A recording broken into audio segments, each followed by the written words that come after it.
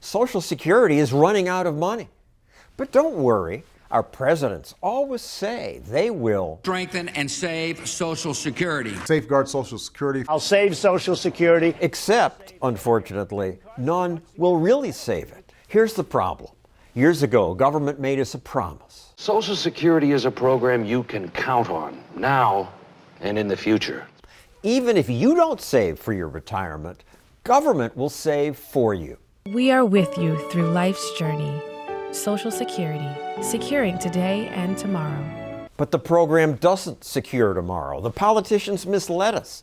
They didn't save your Social Security payments. They spent every penny the moment they came in.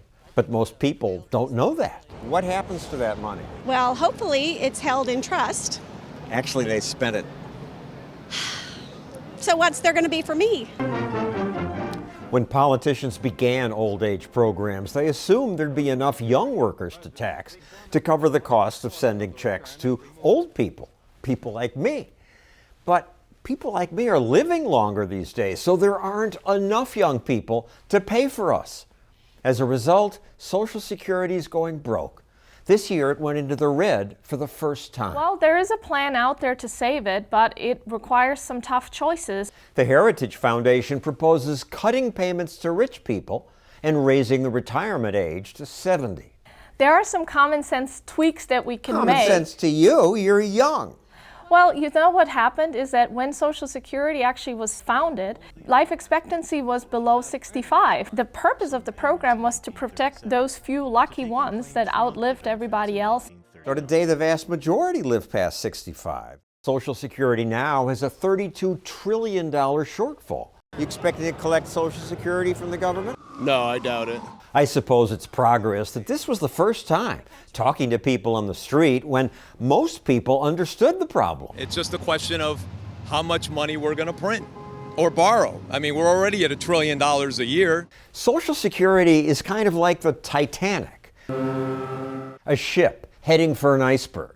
This is a massive ship that moves very slowly. If we start making reforms now, we can avoid the iceberg. If we wait until we can see the iceberg right in front of our noses and then we try to turn the ship, we're going to run right into it.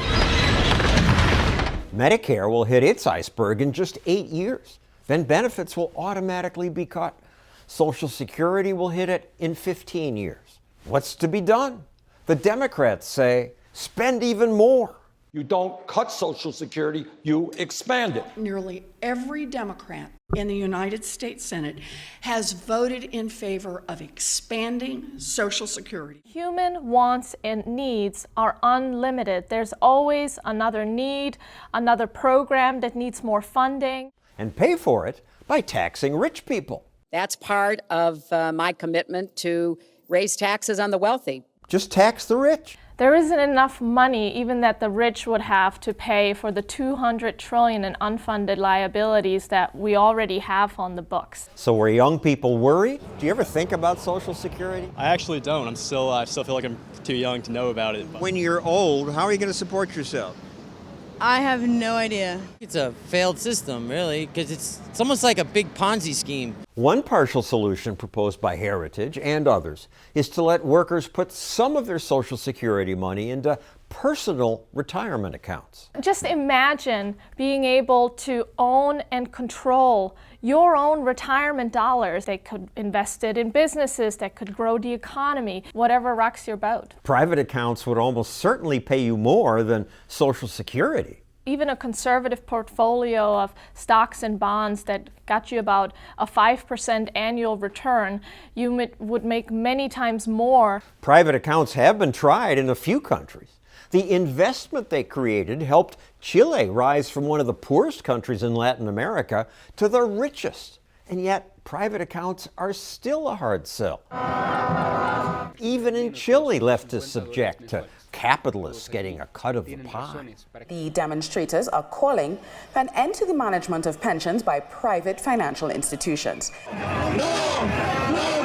We lack gratitude for what the free market provides. That is difficult to wrap your head around.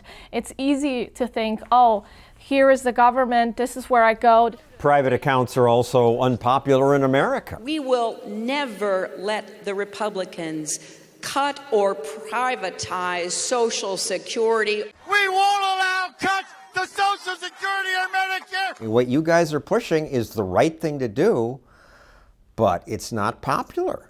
It is not popular, but I think people don't fully understand how these programs work. What happens to that money? Goes into a pool, I guess. Do you know they actually don't keep it in the trust fund, they spend it right away? Didn't know that. When I get my paycheck, a lot of it goes to taxes, and I see the Social Security part of it, and it's like $30 of my whole paycheck. You would rather keep that $30 and put it in your own savings account? Yeah, I would. The country's in a deficit. There's a point where you can't pay out and go in the negative forever. She's right. Far better to fix old age programs now rather than have them suddenly go bankrupt later.